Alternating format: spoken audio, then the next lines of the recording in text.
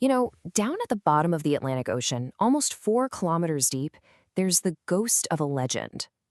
But here's the thing, it's not just a shipwreck. It's more like a crime scene. For more than 100 years, we've been told this really simple story about a ship and an iceberg. The truth? Oh, it's way more complicated than that. See, the iceberg, that was just the weapon.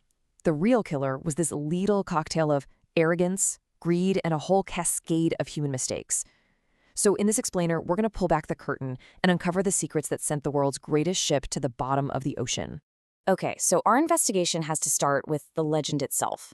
The Titanic wasn't just another ship. No way. It was this huge statement of power, a monument to an era of incredible wealth, and it was all built on a powerful, and as it turns out, a totally fatal lie. Get this, $400 million. That's what it would cost to build the Titanic in today's money. I mean, with that kind of investment, the pressure was immense. The ship couldn't just succeed. It had to be this massive triumph. Right from its very first trip, it absolutely had to break records. And man, what a triumph it looked like. This thing was basically a 5-star hotel that could float. We're talking luxuries that most people on dry land could only ever dream of. The sheer size and, the grandeur of it all, it was designed to leave you speechless, to make you feel like you were on something invincible. Now, this whole unsinkable idea wasn't just some marketing gimmick. They really believed it.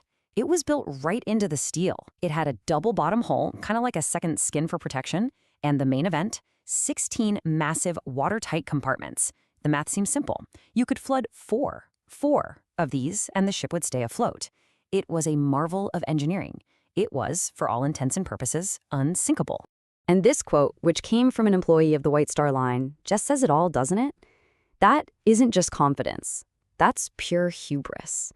It's like throwing down a challenge to nature itself. And it was that exact attitude that would ultimately seal the fate of every single person on board. So let's get to the journey. The ship sets sail, the mood is electric, full of promise. But almost right away, the ocean starts sending out warnings. At first, they were like whispers, but they just kept getting louder and louder until they were practically screaming.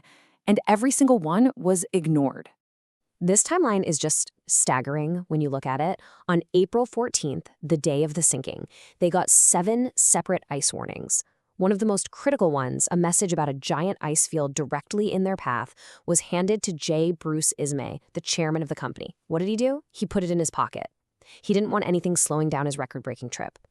Hours later, the very last, most urgent warning was just brushed aside by a radio operator who was swamped sending telegrams for the passengers. Every one of these was a chance to save the ship, and every chance was missed. So this is the really crucial part. They knew about the danger. They knew they were sailing full speed into an ice field in the pitch black of a moonless night. And yet the Titanic just kept racing along at almost top speed. Why? Well, they wanted to get to New York early, make a big splash on the headlines. A PR stunt was put ahead of the safety of 2,200 people. And now we're at the final moments. All the warnings have been ignored. The ship is just hurtling through the darkness like a freight train. And what happens next isn't an accident. It's the direct result of one single panicked human mistake. At 11:39 p.m., the lookout screams the warning. The officer on the bridge gives the order, hard to starboard. Now, back in the age of sail, that command meant turn the ship to the left. But in the heat of the moment, the steersman, Robert Hitchens, just panicked. He defaulted to the newer system he was used to and turned the wheel to the right, steering the ship directly toward the iceberg. By the time they corrected the error, it was too late. The unsinkable ship scraped along that mountain of ice for just 10 seconds. The result was absolutely brutal. Those 10 seconds were enough to rip open 6 of the watertight compartments. Remember, the ship was built to survive 4. With 6 compartments taking on water, the math was unforgiving. The bow was going to be pulled down no matter what. The unsinkable ship was now mathematically guaranteed to sink.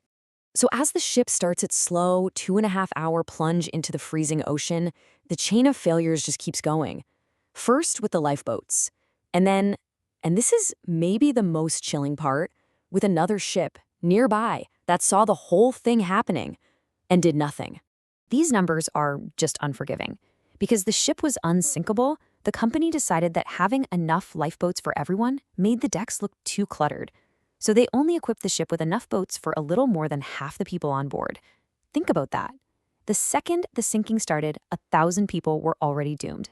But there was hope. There was another ship, the SS Californian, that had stopped for the night because of that exact same ice field. It was so close that its lights were visible from the Titanic's deck. And the Californian's crew, they clearly saw the 8 white distress rockets being fired into the night sky. This was the alleged reaction from the Californian's captain, Stanley Lord. He just dismissed the rockets, the universal signal for a ship in serious trouble, as fireworks from some party. And then he went back to bed. His ship, the one vessel that could have gotten there in time to save hundreds, it never moved. So the ship goes down, the world is just completely stunned.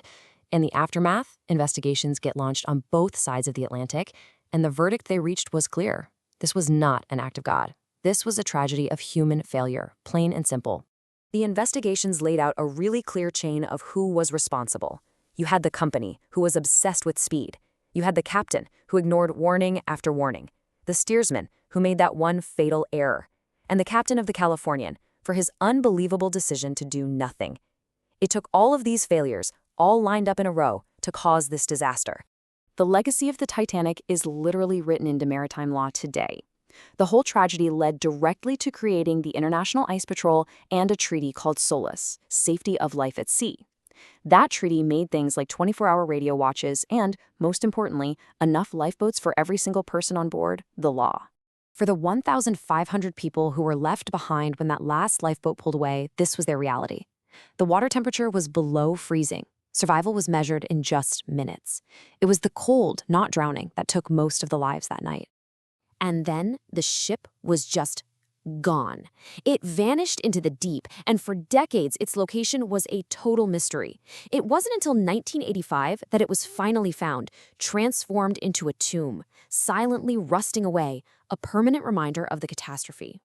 And that really leaves us with one final thought. The Titanic isn't just a story about a ship. It's a cautionary tale, right? It's about our own arrogance when it comes to technology. It's a warning that no matter how smart we think we are, we're never immune to the consequences of human pride and simple mistakes. So the real question is, have we actually learned that lesson?